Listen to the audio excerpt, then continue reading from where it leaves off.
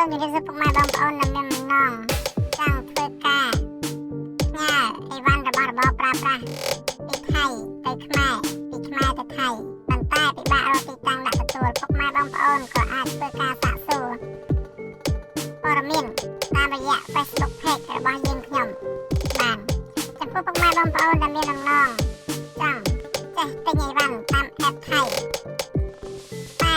មិនមានទីតាំងទទួលពុកម៉ែបងប្អូនក៏អាចធ្វើការសាកសួរព័ត៌មាន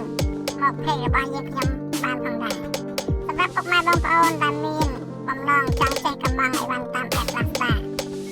Temu និង Shopee ពុកម៉ែបងប្អូនក៏អាចធ្វើការសាកសួរព័ត៌មានតាមរយៈ Telegram Line និងលេខទូរស័ព្ទទាំងពីរខ្សែនៅលើ Profile